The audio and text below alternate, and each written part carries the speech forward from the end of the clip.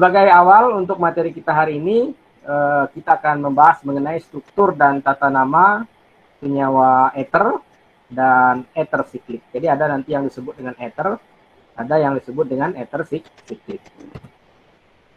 Nah, bagaimana struktur umum dari senyawa ether ini ya?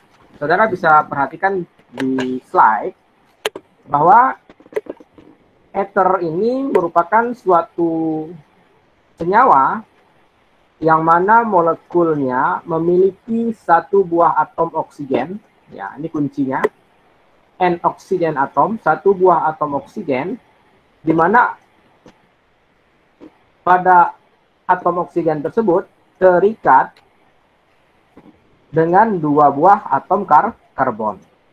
Oke, ini satu buah atom oksigen, kemudian yang saya checklist ini ada satu buah karbon di atas, dan yang di bawah juga ada satu buah karbon. Karena pada alkil itu kan terdapat atom karbon. Berdasarkan penjelasan ini, kita bisa simpulkan bahwa rumus umum ether adalah RO-R aksen, ya, di mana satu buah atom oksigen mengikat atau terikat dengan dua buah karbon. Nah, apa perbedaannya dengan alkohol? Kalau pada alkohol kemarin kita sudah bahas, rumus umumnya adalah ROH, ya. Nah, jadi atom oksigennya satu mengikat karbon, mengikat alkil ya, satu lagi mengikat hidrogen. Nah, namun pada ether kita lihat atom hidrogen tadi digantikan oleh atom karbon, sehingga kita bisa lihat bersama satu atom oksigen ini mengikat dua buah atom karbon atau mengikat dua buah alkil. Nah, contoh senyawa ether yang paling sederhana adalah dimetil ether, di mana gugus R atau gugus alkilnya adalah merupakan gugus metil, CH3. Saudara sudah belajar tata nama ya, CH3 ini adalah gugus metil. Ya. Nah, ini adalah contoh senyawa ether yang paling sederhana. Nah, kemudian apa yang dimaksud dengan ether siklik, sebagaimana judul yang telah saya sampaikan di awal tadi. Nah, kalau ether siklik, sama, ROR juga. Bedanya apa? Antara R dengan R aksennya, itu terhubung. Sehingga diperoleh struktur berupa cincin. Ya. Nah, sebagai contoh, saudara bisa perhatikan senyawa etilen oksida. Di sini ada R, ya. Kemudian di sebelah kanan ada R aksen di sini.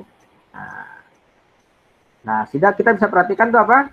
Antara R dan R aksennya terhubung melalui suatu ikatan, sehingga diperoleh senyawa dalam bentuk cincin. Nah, inilah yang disebut dengan ether siklik.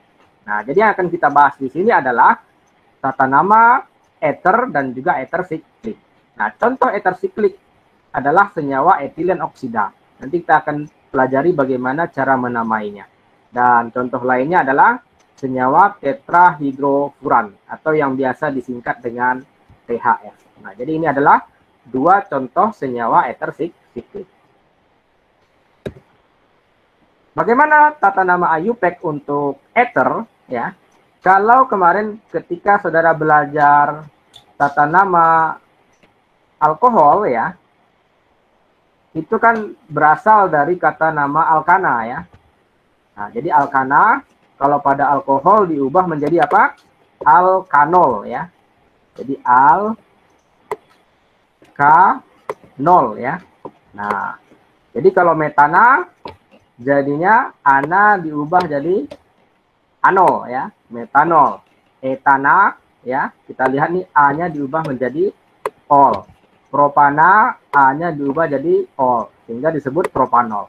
Meskipun nanti ada propan 1 ol atau 1 propanol atau ada juga propan 2 ol atau 2 propanol, tergantung di mana posisi gugus OH-nya. Nah, bagaimana dengan ether? Ether itu mempunyai dua jenis penamaan ya. Yang pertama kita bisa sebut alkyl ether. Alkyl ether ya. Kalau kita perhatikan rumus umumnya, tadi kan dia punya dua gugus R atau dua gugus alkil. Ada R, kemudian satu lagi ada R aksen. Nah, ketika gugus R-nya sama dengan R aksen, maka kita sebut dia dialkil ether. Nah, jadi ada dua alkil yang sama yang terikat pada sebuah gugus fungsi ether. Jadi oksigen ini disebut dengan oksigen ether, ya. Nah, untuk ether-ether yang memiliki struktur sederhana, itu biasanya kita gunakan penamaan seperti ini. Apa contoh ether yang sederhana tadi? Contohnya adalah dimetil ether. Nah, jadi ada dua gugus metil yang terikat pada gugus fungsi ether. Kemudian bisa juga kita kasih contoh lainnya adalah etil metil ether. Nah, kalau gugus alkilnya berbeda, yang satu misalkan etil berarti kan karbonnya 2 tuh. Satu lagi metil, karbonnya 1, maka penamaannya kita jabarkan nama alkilnya satu persatu dan dimulai dari alkil yang diawali oleh huruf abjad yang paling awal. Jadi contohnya ini ada E dan M. Mana duluan menurut alfabetis, E atau M? E. Maka kita sebutkan etil duluan, baru metil. Ya. Nah, jadi etil, metil, ether. Tapi kalau alkilnya sama, kalau kedua alkilnya etil, berarti dietil ether. Nah, ini untuk tata nama senyawa ether sederhana. Nah, penamaan ether lainnya bisa juga kita sebut sebagai alkoksi alkana. Nah, jadi ada dialkil ether, kemudian ada juga disebut dengan alkoksi alkana.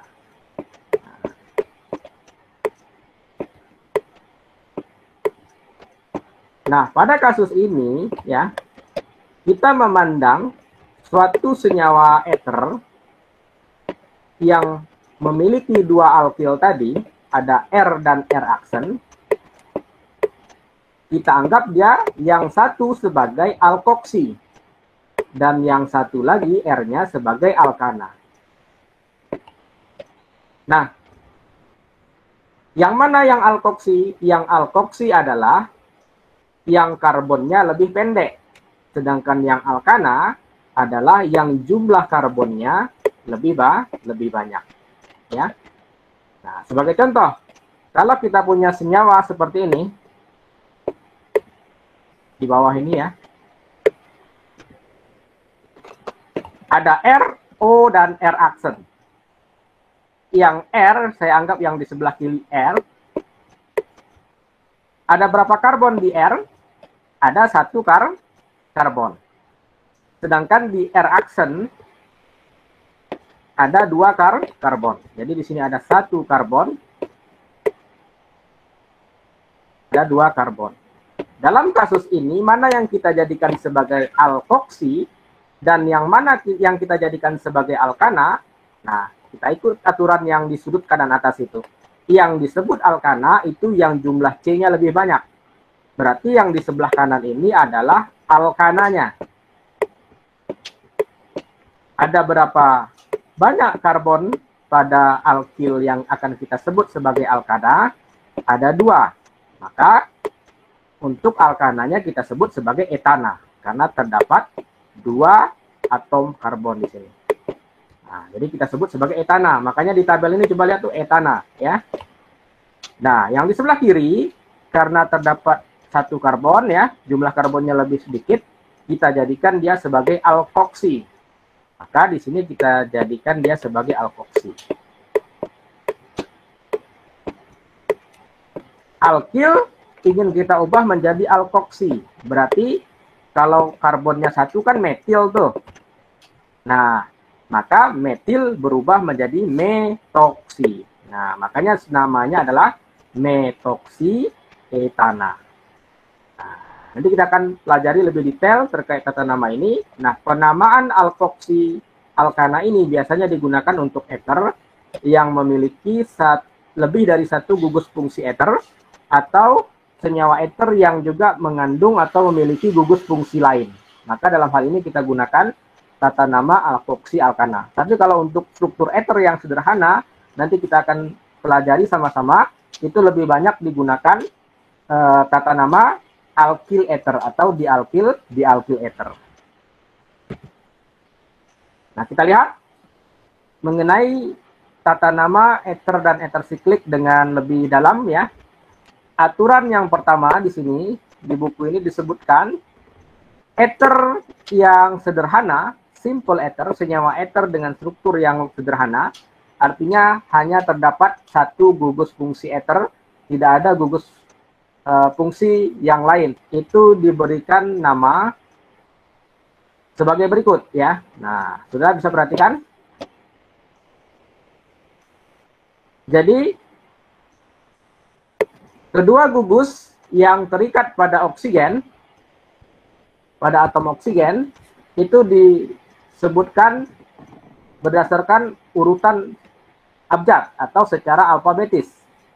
Ya, kemudian diakhiri ditambahkan dengan kata eter di belakangnya. Nah, sebagai contoh, untuk senyawa yang di kiri tadi sudah kita bahas ya. Kenapa senyawa ini disebut etil metil eter? Karena yang di sebelah kiri itu terdapat 2 karbon ya. Nah, berarti kalau 2 karbon berarti etil. C2H5 kan, etil. Yang di sebelah kanan metil. Nah, berdasarkan abjad, maka etil ditulis duluan. Etil, baru kemudian metil, kemudian di belakangnya ditambahkan dengan kata eter. Nah, apabila kita punya senyawa seperti yang di tengah ini, R yang di kiri dengan R aksen, misalkan yang di kanan, itu mempunyai jumlah karbon yang sama, dan jenis alkilnya juga sama-sama etil. Maka dalam kasus ini, kita tidak sebutkan etil-etil eter, namun kita singkat menjadi dietil eter. Artinya di itu artinya 2. Ada 2 gugus etil yang terikat pada atom oksigen eter. Ya.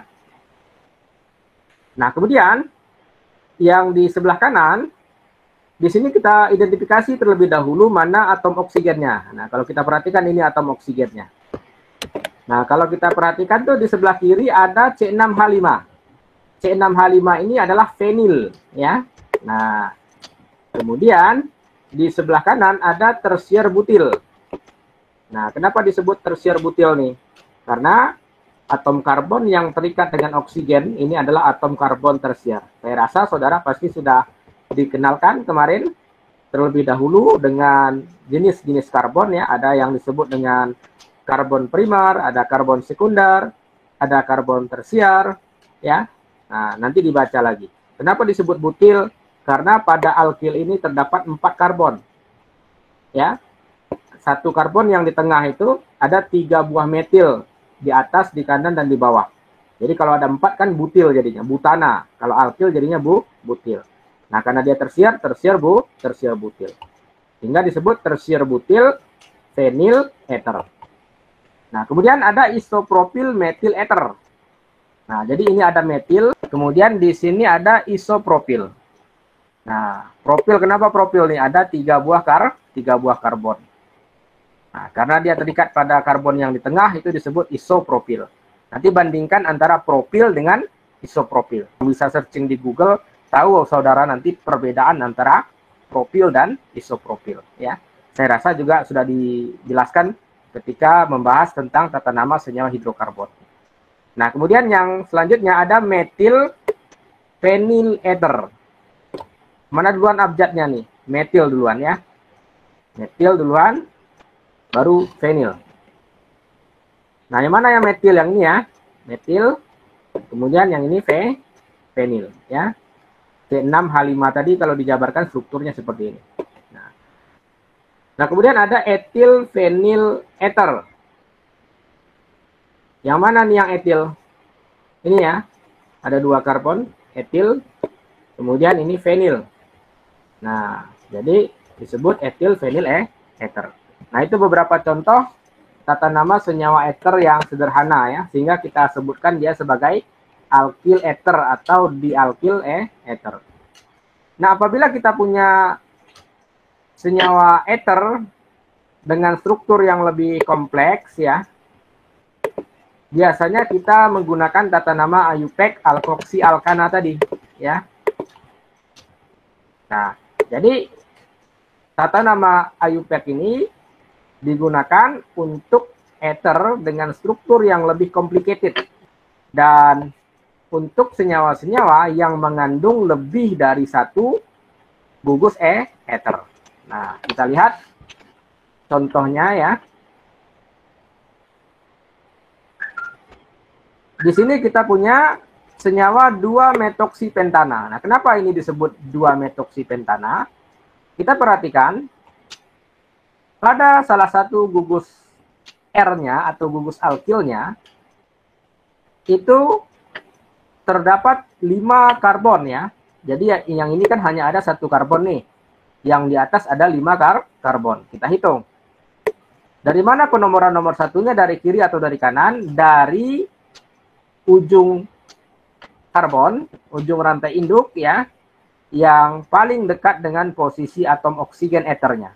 Jadi kalau kita lihat kan, kalau dari kiri 1, 2 udah ketemu dengan oksigen tuh di bawah. Tapi kalau dari kanan itu kan harus 4 ya, 1, 2, 3, 4. Maka penomoran yang benar itu dari kiri. Nah, kita lanjutkan 1, 2. Nah, 3, kemudian di sini ada 4 ya. Di sini 5. Nah, berarti kalau 5 kan pentana tuh. Nih, pentana. Nah, sekarang gugus alkil yang pendek ini, karena dia terikat dengan oksigen, alkil berubah menjadi alkoksi. Sehingga kita sebut dia metoksi. Nah, gugus metoksinya terikat pada karbon nomor berapa dari rantai induknya? Pada karbon nomor 2. Sehingga kita sebut 2-metoksipentana. Nah, kemudian selanjutnya, kalau kita temukan senyawa ether yang seperti ini ya, maka kalau kita identifikasi, ini adalah gugus R yang lebih panjang ya, yang lebih besar, maka kita jadikan dia sebagai rantai alkananya ya. Dalam hal ini, rantai alkananya apa nih? Kan benzena itu ya. Nah, ada apa di benzena itu? Ada gugus metil. Maka kita sebut ya metil benzena. Nah, sekarang metil benzenanya terikat pada karbon nomor berapa? Nah, kalau kita hitung nomor satunya di sini. Nomor 2, nomor 3, nomor 4. Nah, artinya gugus metilnya terikat pada karbon nomor 4 dari benzena. Sehingga disebut 4-metil benzena. Nah, kemudian ini kan etil nih, 1, 2. Nah, etil kalau dia mengikat oksigen, maka ini kita jadikan dia sebagai alkoksi. Karena dia etil, kita ubah dia menjadi etoksi. Jadi kan kalau metil, metoksi, kalau etil berarti jadinya etoksi. Etoksinya terikat pada karbon nomor berapa pada benzena? Pada karbon nomor 1. Sehingga kita sebut dia 1 etoksi, 4 metil benzena. Nah, jadi belajar tata nama itu harus memang seperti ini. Kalaupun saya kasih slide nanti dalam bentuk PDF, saudara harus print, harus coret-coret. Nggak bisa belajar tata nama hanya melihat saja. Harus belajar coret-coret, harus dikasih nomor, dikasih keterangan. Ya, yang mana yang jadi alkoksi, ya, yang mana yang jadi alkana, kemudian bagaimana penomorannya, ya, itu harus dicoret-coret di bahan yang nanti saya berikan. Nah, kemudian yang ketiga, yang sebelah kanan, 1,2-dimetoksietana. Ya. Nah, ini gimana pula nih, Pak? Ada 2 buah gugus ether. 1 nih, ether yang di kiri, 1 lagi nih yang di kanan. Nah, maka sama, kita harus tentukan mana rantai alkil yang karbonnya lebih panjang. Kalau kita perhatikan, rantai alkil yang karbonnya lebih panjang adalah alkil yang ada di tengah-tengah ini. Ada berapa karbonnya? Ada 2. Ini karena ada 2 karbon di sini disebut sebagai etana. Nah, kemudian sebagai alkoksinya yang mana, Pak? Oke. Nah, karena ada 2 buah gugus alkoksi, di kiri ini ada CH3O. Jadi kalau gugus alkoksinya metoksi, terdiri dari satu karbon kan metoksi. Di kanan juga ada metoksi. Karena ada dua buah gugus metoksi, maka kita sebut ya dimetoksi. Nah, gugus metoksinya terikat pada karbon nomor berapa dari rantai induk yang panjang tadi? Pada karbon nomor 1 untuk metoksi yang di kiri, dan metoksi yang di kanan itu terikat pada karbon nomor 2. Sehingga disebut 1,2 dimetoksi etana. Dan kemudian untuk senyawa yang di bawah sini sama ya. Nah, yang panjang kan rantai karbon yang ini, sehingga ini adalah benzena ya. Nah, ada benzena. Kemudian metoksinya mana? Ini ada metoksi. Di sini juga ada metoksi. Berarti kan dimetoksi. Dimetoksi benzena. Nah, sekarang metoksinya terikat pada karbon nomor berapa? Kita hitung. Ini 1. Di sini 2. Di sini 3. Di sini 4. Nah, berarti kan terikat pada karbon nomor 1 dan 4. Saudara mungkin sudah belajar di tata nama hidrokarbon aromatik ya. Kalau dia 1, 2 disebut apa? Orto. Udah ada belajar ini? Halo? Sudah, Kak. Sudah ya. Nah, kalau 1, 3 maka disebut apa? Meta. Ya. Kemudian 1, 4 berarti para. Jadi memang belajarnya harus dicoret-coret seperti itu supaya lebih paham. Nah, sehingga senyawa ini disebut para dimetoksi benzena. Nah, yang terakhir, ini juga ada 2 gugus alkil ya, yang di kanan yang warna pink, itu namanya tersier butil. Karena kita jadikan dia alkoksi, tersier butil berubah menjadi tersier butoksi. Jadi kan metil jadi metoksi, etil jadi etoksi, kalau butil butoksi. Tersier butil jadi tersier butoksi. Yang mana tuh yang tersier butoksi ini? Di warna pink ini adalah tersier butoksi. Nah, alkananya atau rantai induknya adalah cincin 6 ini. Kalau kita lihat pada cincin 6 ini ada ikatan rangkap. Sehingga kita sebut dia sebagai alkena. Karena dia berbentuk cincin, maka jadinya sikloalkena. Nah, karena cincinnya cincin 6, jadinya sikloheksena. Pada nomor berapa ikatan rangkapnya? Pada karbon nomor 1. Sehingga disebut sikloheksatuena. Ya. Jadi sikloheksana kalau tidak ada ikatan rangkap. Sikloheksena karena ada ikatan rangkap. Di nomor berapa ikatan rangkapnya? Di nomor 1. Sehingga disebut sikloheksatuena. Tersier butoksinya karena dia berada pada karbon nomor 4 yang saya lingkar ini, sehingga disebut ya 4 tersier butoksi sikloheksatuena ya. Nanti saudara bisa baca di sini. Kalau metil misalkan ya, nama alkilnya metil, ketika dia mengikat oksigen eter CH3O misalnya berubah jadi metoksi. Nah, kemudian kalau dia CH3, CH2 itu etil. Kemudian kalau dia terikat dengan dengan atom oksigen eter etoksi jadinya ya. Nah, kemudian kalau dia isopropil, kalau dia terikat dengan oksigen eter jadinya isopropoksi. Jadi isopropil jadi isopropoksi. Kemudian tersier butil menjadi tersier butoksi. Dan kalau penil gimana, Pak? Kalau penil jadinya penoksi ya. Nah, ini adalah penamaan ether yang harus dipahami. Nah, ini sudah kita bahas tadi terkait example nomor 1, nanti dibaca saja di rumah karena di awal sudah kita bahas. Nah, jadi sepanjang apapun gugus alkil yang ada pada ether, untuk memberi nama senyawa ether kita harus perhatikan tadi yang mana alkil yang menjadi alkoksi, yang mana alkil yang menjadi alkana.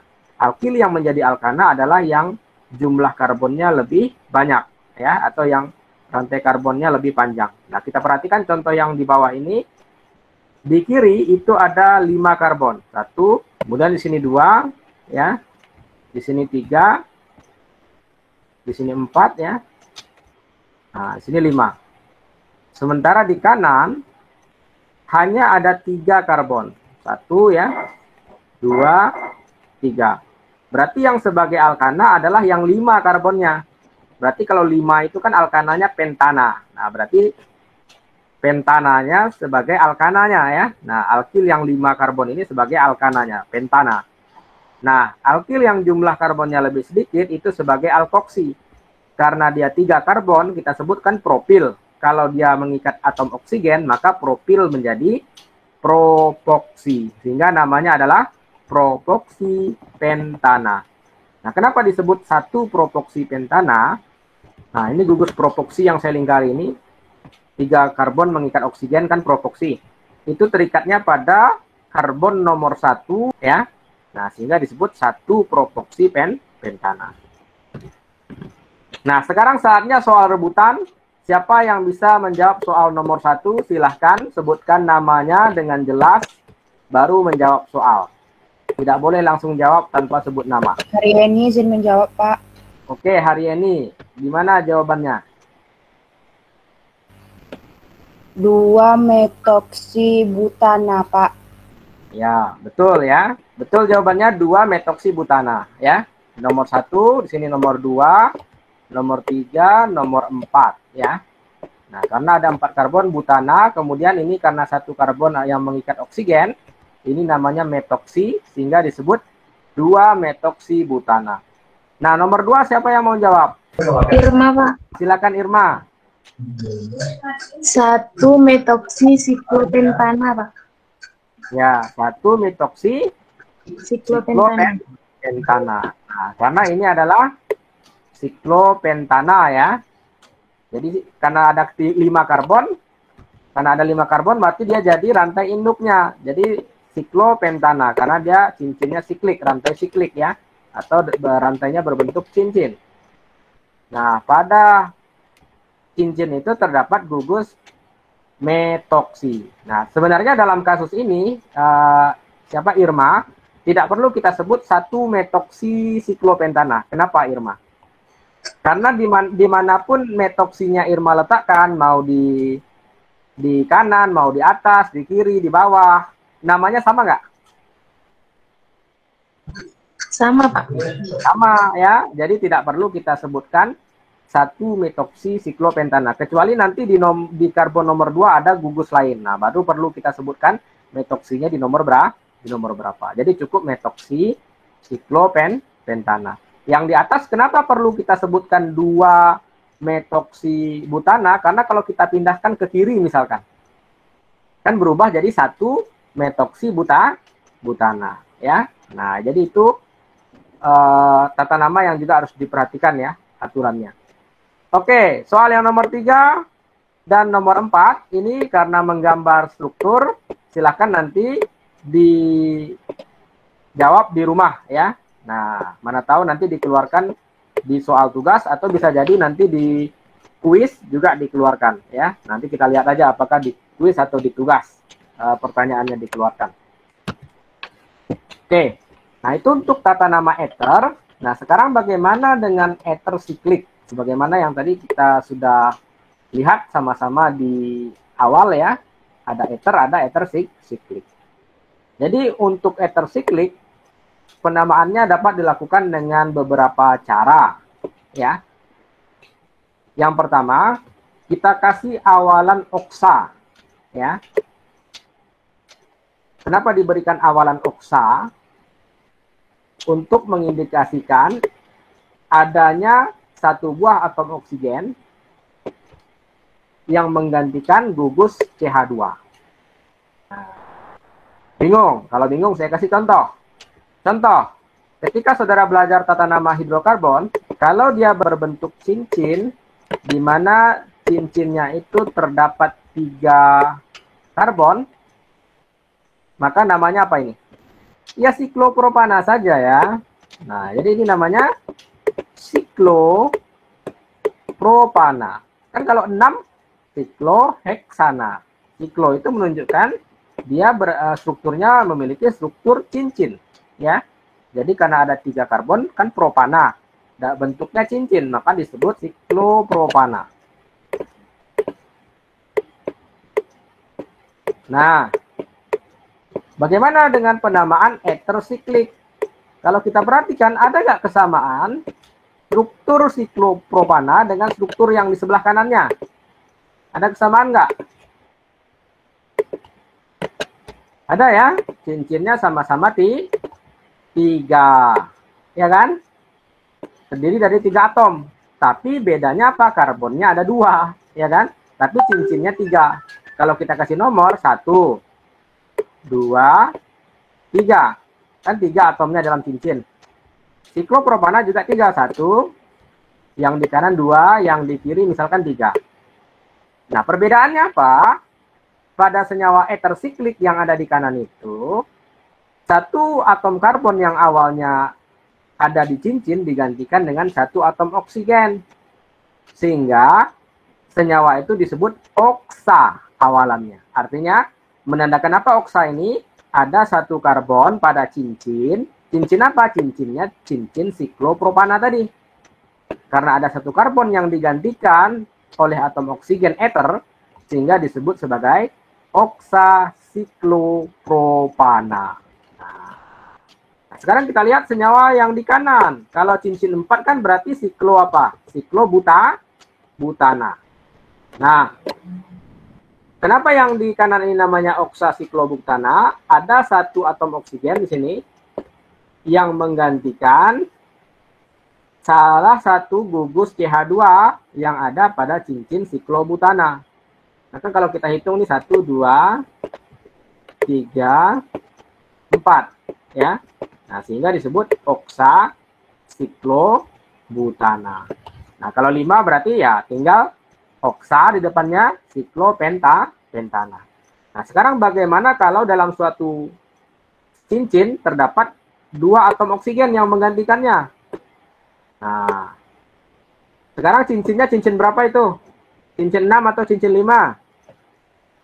Cincin? 6, Pak. Cincin 6. Cincin 6 berarti disebut siklo apa? Sikloheksana. Karena ada 2 atom O, kita beri penomoran 1 misalnya.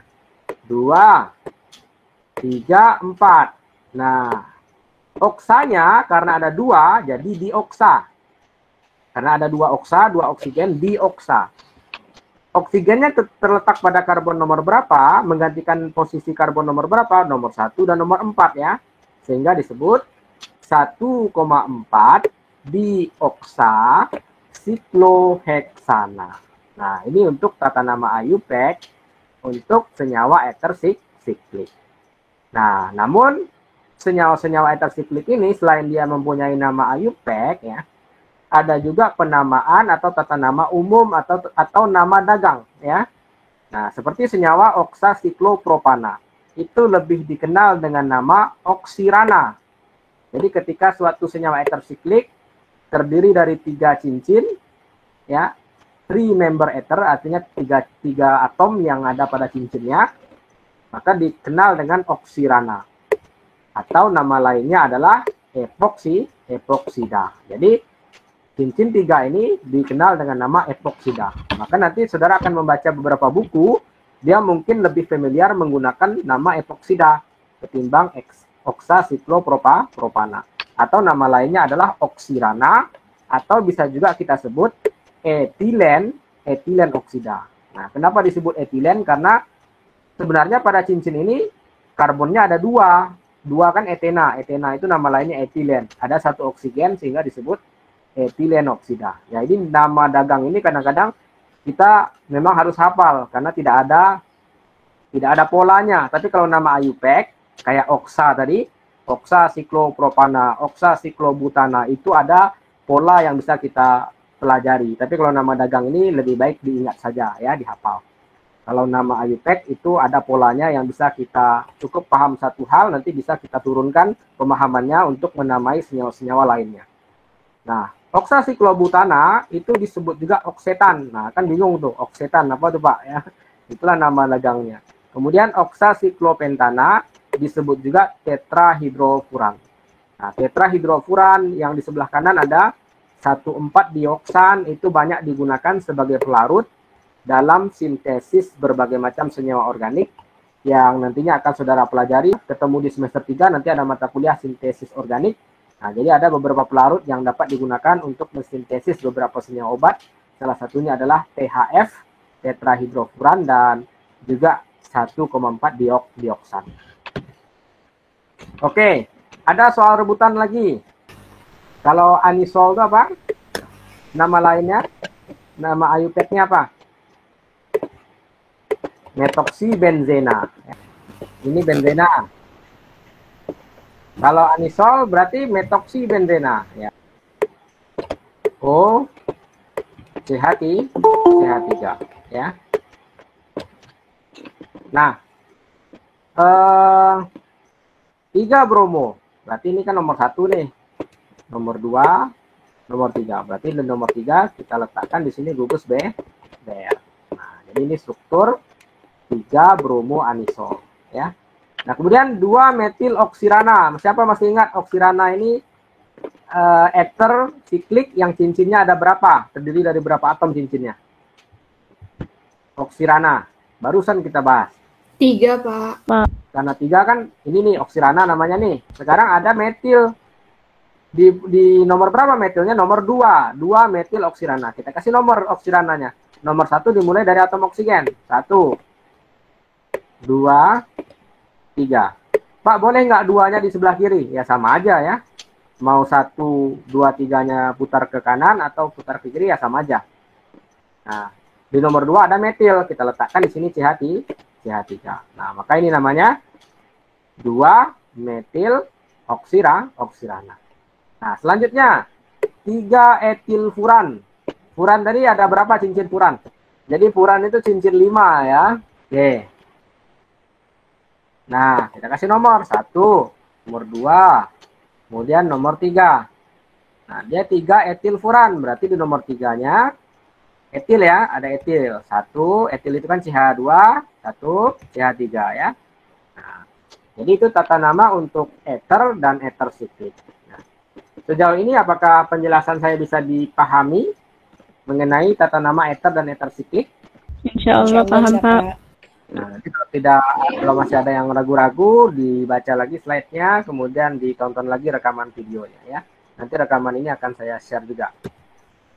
Nah, selebihnya ini adalah soal-soal untuk latihan di rumah. Kunci jawabannya sudah ada di belakang, di slide setelahnya. Tapi saya berharap saudara belajar menomorinya, kemudian memberi nama, tanpa melihat kuncinya terlebih dahulu. Nah, jadi setelah saudara jawab, nanti baru lihat kunci jawabannya dan dicek jawaban saudara berapa betul berapa salah. Kemudian kalau masih ada salah, ulangi lagi sampai betul semuanya. Nah, baru lanjut belajar yang lain ya. Nah, kemudian soal rebutan nomor 3. Nah, jadi kenapa Pak kita perlu membahas senyawa ether dalam bidang farmasi? Salah satu alasannya adalah ya, beberapa senyawa obat yang kita temukan ya, atau yang bisa saudara searching di buku-buku ataupun internet ya, itu banyak yang mengandung gugus fungsi ether. Nah, salah satunya adalah obat antidepresan ini ya, yang kita kenal dengan duloxetine. Nah, kemudian apakah obat ini masih beredar di pasaran atau sudah ditarik, itu nanti saudara yang lebih tahu ya. Ada buku ataupun nanti database yang bisa saudara gunakan untuk mengeceknya, apakah masih beredar di pasaran atau sudah ditarik ya. Oke. Jadi saudara bisa perhatikan pada duloxetine ini terdapat beberapa gugus fungsi, tapi yang akan kita bahas fokus kepada ether yang di tengah ini. Nah, kenapa ini kita sebut sebagai gugus ether? Karena atom oksigen ini mengikat 2 karbon ya. Yang pertama adalah karbon yang saya beri tanda checklist di kiri dan yang di bawah. Jadi ada 2 karbon di situ ya. Nah, sehingga disebut dengan gugus ether. Nah, kemarin ketika membahas alkohol dan fenol, saya sedikit menjelaskan mengenai apa yang disebut dengan konfigurasi absolut. Nah, sekarang saya ingin bertanya, siapa yang bisa menentukan apa jenis konfigurasi absolut untuk senyawa duloxetine ini? Yang bisa silakan sebutkan namanya. Hari ini izin menjawab, Pak. Oke, hari ini. Apa hari ini? Jawabannya R, Pak. Nomor. Jawaban hari ini R. Kenapa R? Karena searah jarum jam, Pak. Putarannya searah jarum jam. Oke, kita cek ya. Nah, untuk mengecek itu, coret-coretan ini saya hapus dulu ya. Oke. Nah, untuk menentukan konfigurasi absolut, saudara harus bisa mengidentifikasi mana atom karbon kiralnya. Apa itu atom karbon kiral ya? Sudah saya jelaskan di beberapa video sebelumnya. Kalau bingung nanti saya kirimkan linknya. Jadi atom karbon kiral di sini adalah atom karbon yang saya kasih dengan tanda bintang. Jadi kalau ada pada struktur senyawa terdapat tanda bintang, itu artinya menunjukkan atau sebagai simbol bahwa karbon tersebut merupakan karbon kiral. Kalau tanda titik gimana Pak? Ada karbon titik, berarti itu radikal bebas. Jadi simbol radikal bebas adalah titik. Sedangkan tanda bintang adalah simbol untuk karbon kiral. Nah, setelah kita identifikasi atom karbon kiralnya, selanjutnya kita lihat gugus-gugus atau atom-atom yang terikat pada karbon kiral. Ada di sebelah kanan ada atom oksigen, di atas ada karbon, karbonnya CH2 ya, yang ada garis putus-putus itu. Kemudian di sebelah kiri ada karbon juga. Nah, jadi di kanan ada oksigen, di atas karbon, di kiri karbon.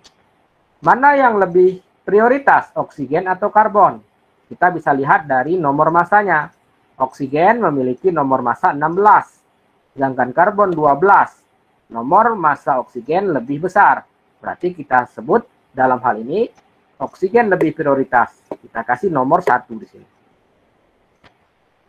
Jadi oksigen lebih prioritas. Kemudian kita bandingkan antara karbon yang di atas dengan karbon yang di sebelah kiri. Karbon yang di atas hanya mengikat satu karbon lain dan 2 buah hidrogen. Karbon yang di kiri dia mengikat sulfur dan di ke bawah ada karbon lain. Maka karbon yang prioritas adalah karbon yang di sebelah kiri. Jadi karbon yang di kiri ini prioritas nomor 2. Ya. Yang di atas bagaimana? Berarti nomor 3. Nah, sudah dapat kita tentukan 1, 2, 3-nya. Bagaimana selanjutnya? Apakah bisa langsung kita tentukan arah putarannya? Apakah searah jarum jam atau berlawanan arah jarum jam? Belum, ya. Kalau langsung ditentukan, betul jawaban hari ini tadi. 1, 2, 3. Berarti putarannya gimana tuh? Searah jarum jam. Kan gini tuh. 1, 2, 3. Nah, berarti ini R. Tapi saya katakan jawaban hari ini belum tepat. Kenapa gitu, Pak? Sebelum kita menentukan arah putaran 1, 2, 3-nya, kita harus bisa pastikan bahwa atom atau gugus terkecil berada di belakang. Nah, karbon itu kan ada 4 tangannya. Ya. Kita sudah tentukan prioritas 1, 2, dan 3. Tapi dalam kasus ini, kita kan belum tahu tuh di mana posisi atom atau ikatan yang keempat. Dalam hal ini, karena ikatan yang keempat tidak dijabarkan, berarti artinya gugus yang diikat oleh karbon kiral itu adalah atom hidrogen. Nah, sekarang pertanyaannya atom hidrogennya ada di depan atau di belakang? Kalau kita perhatikan dari strukturnya, atom karbon nomor 3 sudah di belakang. Jadi nggak mungkin atom karbon nomor 3 di belakang, hidrogennya juga di belakang. Karena atom karbon nomor 3 di belakang, maka kalau kita jabarkan di sini, hidrogennya berada di depan. Jadi kalau kita munculkan hidrogen yang ada di sini, berarti kita buat garisnya, ikatannya dengan garis tebal, ya. Artinya dia berada di depan. Nah, syaratnya kita bisa menentukan putaran 1, 2, 3 itu kalau gugus terkecil dalam hal ini adalah atom hidrogen, itu kan paling kecil. Letaknya harus di belakang, sementara ini letaknya di depan. Kalau kita putar, ini memang R, tetapi karena atom hanya belum di belakang, maka konfigurasi yang sebenarnya untuk senyawa ini bukanlah R, namun S. Nah, jadi konfigurasi yang sebenarnya bukan R, namun S. Nah, jadi yang betul yang mana? Jawabannya yang S, ya. Nah, tapi kalau atom hidrogennya sudah di belakang, maka kita bisa putar langsung. Nah, seperti itu. Sampai sini bisa dipahami penjelasan saya? Bisa, Pak. Bisa kelihatan?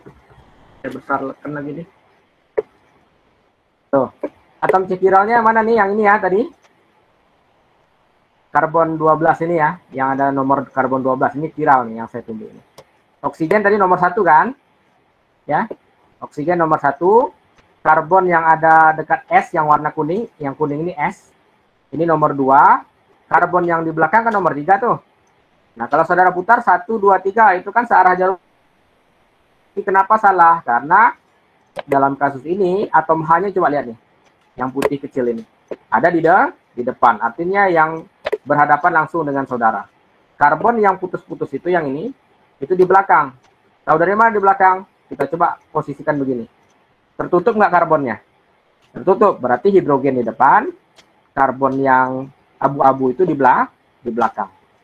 Nah, kalau kita putar R, tapi jawabannya salah. Kenapa? Hidrogennya, gugus yang paling kecilnya masih di depan. Nah, kalau kita balik sudut pandangnya, supaya hidrogennya di belakang, perhatikan nih. Saya balik. Nah, kita balik. Nah, nomor 1 dari mana nomor 1? Oksigen. Nomor 2, karbon yang di kanan. Nomor 3, karbon yang di atas ya. Nah, sekarang putar nih. Oksigen, karbon yang di kanan, 1, 2, 3. Searah atau berlawanan jarum jam? Berlawanan ya. Jadi, karena berlawanan, kita sebut dia sebagai S. Ya. Nah, nih. Coba nih. Ilustrasi lainnya yang bisa membantu saudara memahami ini. Saya bertanya, apakah kedua molekul di atas merupakan isomer? Isomer itu berarti konfigurasinya beda. Atau merupakan molekul yang sama? Siapa yang bisa jawab? Dari penjelasan saya tadi.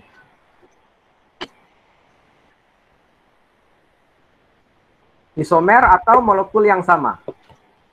Izin menjawab, Anissa, Pak. Anissa, apa tuh? Itu gugusnya yang sama, Pak. Cuma dibalik, Pak. Ya, molekul yang sama ya. Molekul yang sama, Pak. Anissa apa? Anissa Safira, Pak. Nah, maka hati-hati nanti dalam penentuan konfigurasi absolut. Kalau kasusnya seperti ini, saudara tentukan 1, 2, 3. Saudara putar 1, 2, 3. Saudara jawab R, maka jadinya salah. Nah, kenapa? Atom H-nya masih berada di depan. Maka kita harus putar senyawanya, sehingga nanti jadinya seperti ini. Nah, ini adalah senyawa yang sama. Nah, kita tentukan nih. Yang kiri diputarkan, yang kanan diputar jadi kiri, nomor 1 oksigennya. Yang kiri diputar jadi kanan, nomor 2. Dan yang belakang diputar jadi depan, nomor 3. Nah, kalau dalam kasus ini atom H-nya jadinya di belakang. Nah, baru kita boleh lakukan putaran untuk menentukan arah putaran dalam penentuan konfigurasi absolut. 1, 2, 3. Nah, sehingga kita bisa simpulkan senyawa ini mempunyai konfigurasi S. Nanti dipelajari lagi di rumah terkait dengan konfigurasi absolut ini. Mungkin nanti akan dibahas juga lebih jelas di mata kuliah yang lain ya. Nah, kemudian materi berikutnya setelah kita membahas mengenai tata nama dan juga struktur ya, termasuk isomer tadi, kita akan membahas mengenai sifat fisika ether ya. Ether itu mempunyai boiling point, titik didih ya. Yang kalau kita bandingkan dengan senyawa hidrokarbon dengan berat molekul yang sama, maka titik didih ether ini akan mirip ya. Nah, jadi berdekatan. Artinya antara ether, contohnya nih di etil ether, berat molekulnya 74. Kemudian pentana berat molekulnya 74. Maka kita lihat titik didihnya tidak berbeda jauh. Yang satu 34,6, yang satu 36. Nah, itu maksudnya.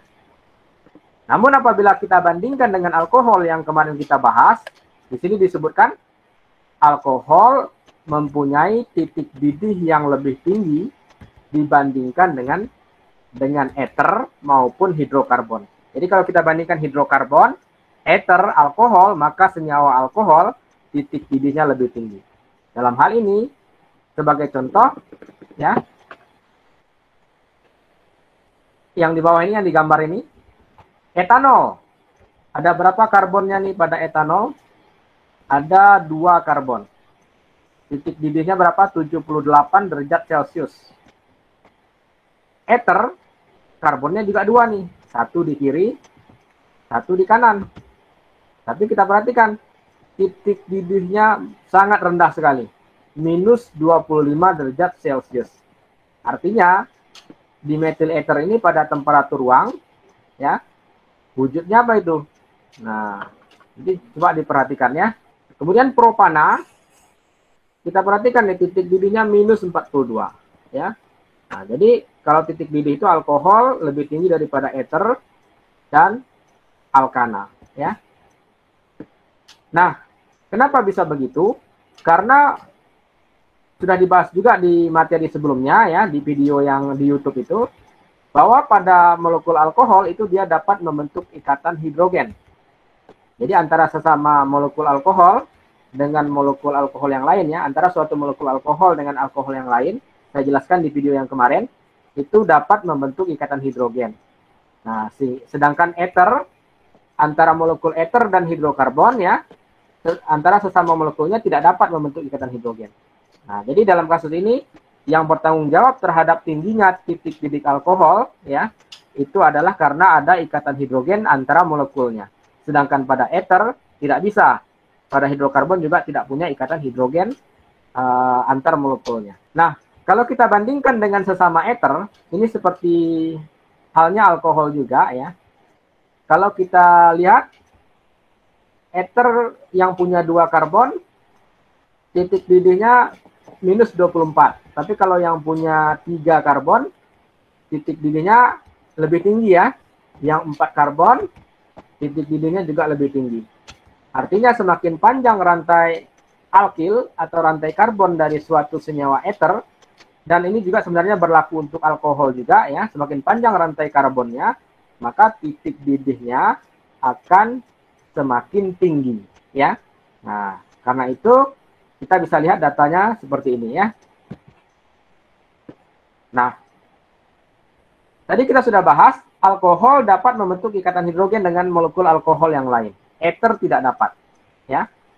Ether tidak dapat membentuk hidrogen dengan sesama ether. Namun, ether punya kemampuan untuk membentuk ikatan hidrogen dengan air. Jadi meskipun ether tidak bisa membentuk ikatan hidrogen dengan sesama ether, antara dimetil ether dengan dimetil ether nggak bisa. Antara dietil ether dengan dietil ether nggak bisa. Tapi ternyata ether punya kemampuan membentuk ikatan hidrogen dengan air. Oleh karena itu, beberapa senyawa ether punya kemampuan atau punya sifat larut dalam air. Nah, dia punya sifat larut dalam air. Kenapa dia bisa larut dalam air? Dapat membentuk ikatan hidrogen dengan molekul air. Sehingga dia mempunyai kelarutan dalam air.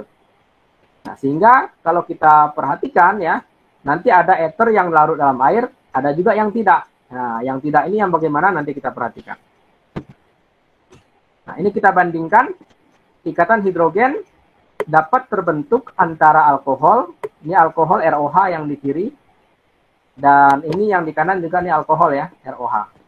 Nah, jadi antara satu molekul alkohol dengan alkohol yang lain dapat membentuk ikatan hidrogen. Sedangkan antara ether dengan ether nih, kita lihat yang kanan, ROR ether, yang ini juga ether.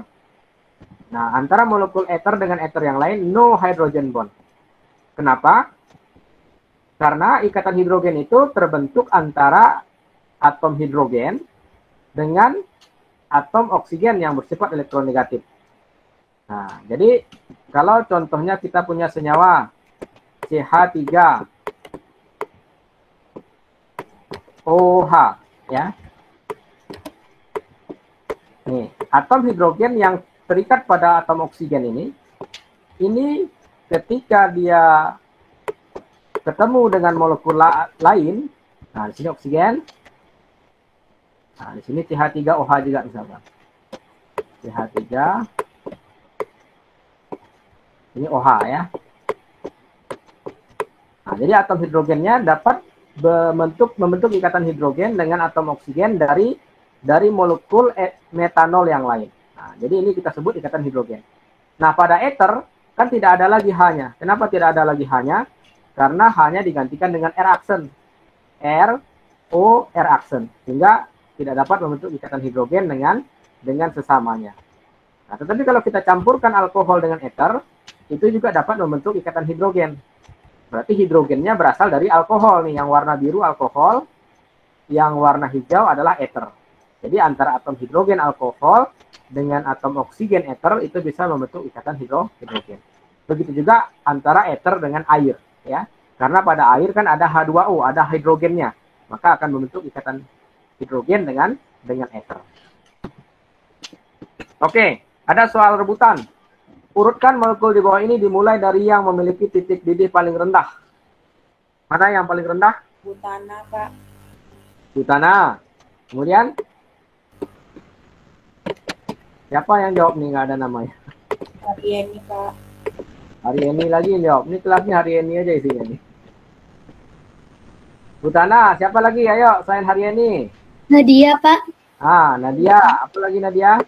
Dietilator, Pak. Dietilator ya. Oke, nah. Jadi butana C. Kemudian apa lagi? A ya. Yang paling tinggi berarti butan 1 ol, ya. Manakah di antara molekul ini yang dapat membentuk ikatan hidrogen dengan sesama molekulnya? Nadia, Pak. Nah, Nadia. Butan 1 ol, Pak. Ya. Butan 1 ol dapat membentuk ikatan hidrogen dengan molekul butan 1 ol yang lain. Tapi di etilator tadi nggak bisa ya, dengan sesamanya nggak bisa. Butana juga nggak bisa membentuk ikatan hidrogen. Paham ya? Nah, berarti di sini yang berpartisipasi ada Haryani. Siapa satu lagi tadi? Nadia. Iya, Pak. Nadia, nama lengkapnya siapa? Nadia Islamia, Pak. Oke, Nadia Islamia. Nah, ini jawabannya sebenarnya ada di sini ya. Tadi silakan nanti dilihat di sini. Propana. Titik didihnya minus 42. Di metil ether minus 45. Kenapa titik didihnya rendah nih? Karena dia no. No ini artinya apa? Apakah bisa membentuk ikatan hidrogen? Tidak. Nah, jadi karena tidak bisa membentuk ikatan hidrogen, maka titik didihnya rendah. Etil alkohol, karena jawabannya yes, dapat membentuk ikatan hidrogen, maka kita lihat titik didihnya jauh lebih tinggi dibandingkan dengan propana dan dimetil ether. Jadi intinya, adanya ikatan hidrogen dapat menyebabkan titik didih dari suatu senyawa organik itu menjadi lebih tinggi dibandingkan dengan senyawa-senyawa yang tidak dapat membentuk ikatan hidrogen dengan sesama molekulnya. Nah, terkait dengan kelarutan, saya sudah bahas juga di video sebelumnya mengenai alkohol. Kalau di farmasi itu nanti saudara akan belajar terkait kelarutan, apakah kelarutan bahan baku obat atau senyawa aktifnya ya, atau sediaan ya. Itu ada kategorinya sangat mudah larut, kemudian mudah larut, sampai yang terakhir tuh praktis tidak larut. Nah, bagaimana cara menentukannya ya, saudara harus melakukan pengujian nanti, ada yang namanya uji kelarutan. Nah, dari hasil uji itu nanti kita bisa simpulkan apabila 1 gram misalkan ya 1 gram zat itu dapat larut dengan 1 ml pelarut atau 1 bagian pelarut, maka kategorinya adalah mudah larut. Kenapa kita sebut mudah larut? Nah, karena di sini ada ranknya nih 1 sampai 10 berarti disebut mudah larut. Jadi kalau nilainya misalkan 15 berarti larut. Kalau nilainya besar dari 10.000 maka kita katakan zat itu praktis tidak larut. Nah, sekarang kita ingin contoh bagaimana cara menentukan kategori kelarutan di metil ether dalam air. Ya.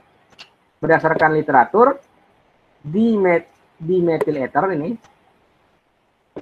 mempunyai kelarutan 328 gram per liter. Sementara tadi untuk menentukan angkanya itu kan kita harus gram per mililiter nih. Nanti gram per liter diubah menjadi gram per mililiter.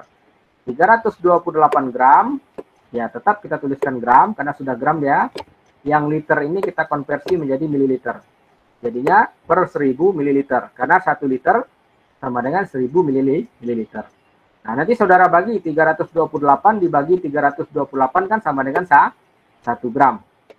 Nah, 1000 dibagi 328 berapa?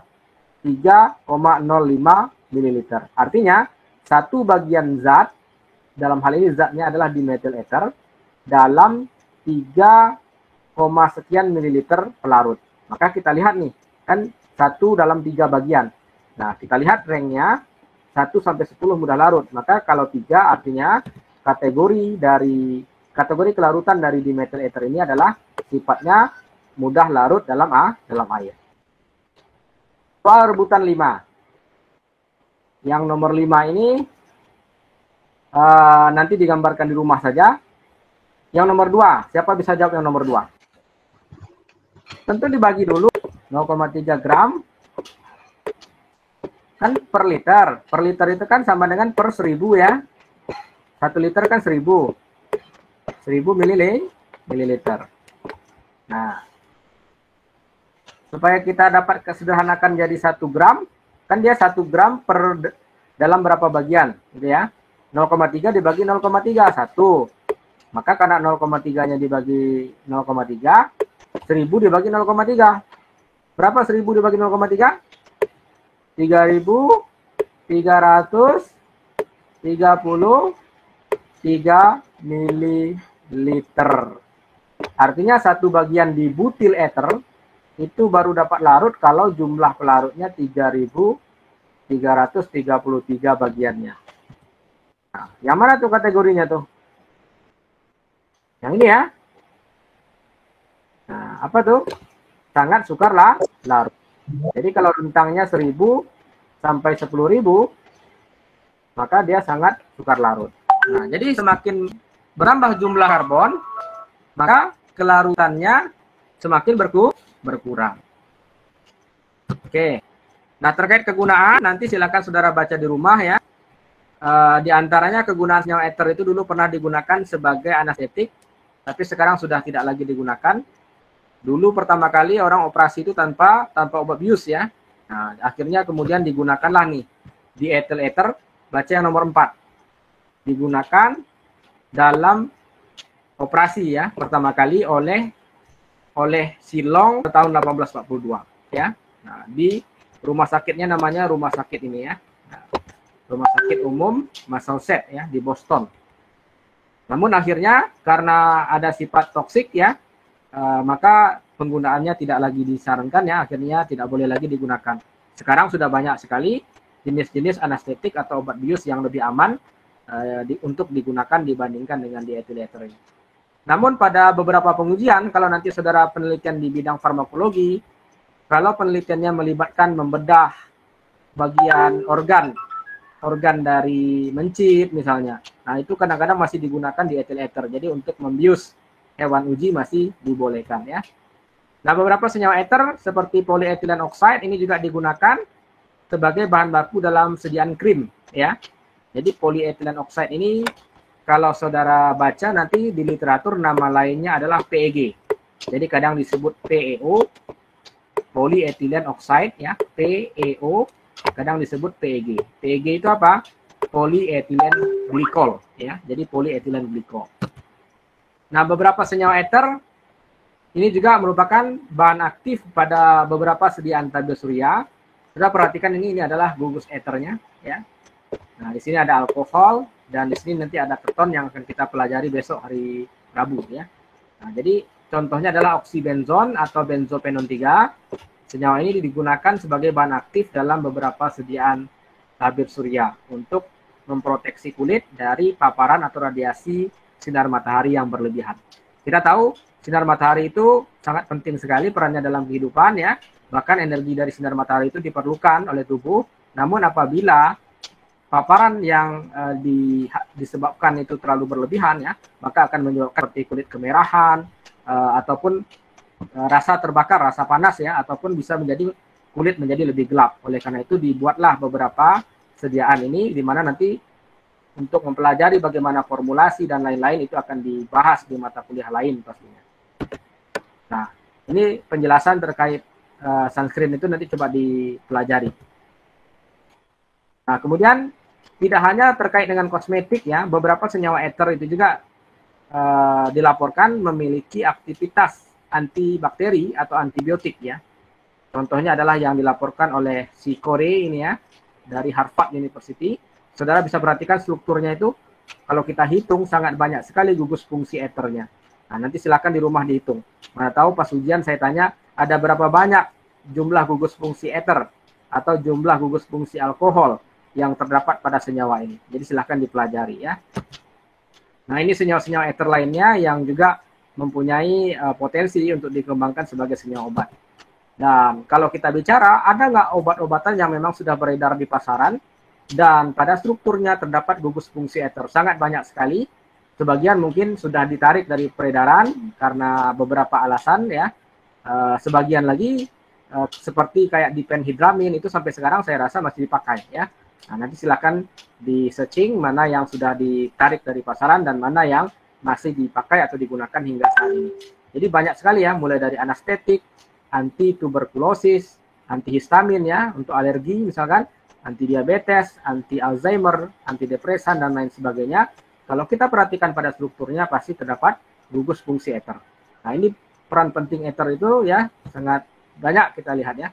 Selain itu eter juga digunakan sebagai pelarut tadi yang saya sempat bahas di awal. Ada beberapa pelarut yang sering digunakan oleh orang kimia untuk mensintesis berbagai macam senyawa obat. Di antaranya adalah THF atau disebut tetrahidrofuran. Kemudian ada polyethylene glycol. Jadi PEG tadi bisa sebagai bahan kosmetik, mungkin sebagai komponen dalam suatu formulasi krim ya atau sediaan. Bisa juga dia digunakan sebagai pelarut. Dan yang terakhirnya ada 1,4-dioksan ya. Nah, ini silakan nanti dipelajari untuk tata nama senyawa-senyawa eter ini ya. Kemudian ini ada tugas juga ya, nanti silakan dibaca. Kalau memang tidak paham nanti silakan ditanyakan di grup. Ada beberapa banyak nih yang dipelajari di rumah. Ada sedikit soal kuis ya. Akan saya kirimkan melalui WA grup saja. Kalau begitu, kita tutup saja perkuliahan kita hari ini. Wabillahi taufik wal hidayah. Assalamualaikum warahmatullahi wabarakatuh. Waalaikumsalam warahmatullahi wabarakatuh. Terima kasih, Pak. Yuk, link kuis saya kirim di WA grup ya. Pak.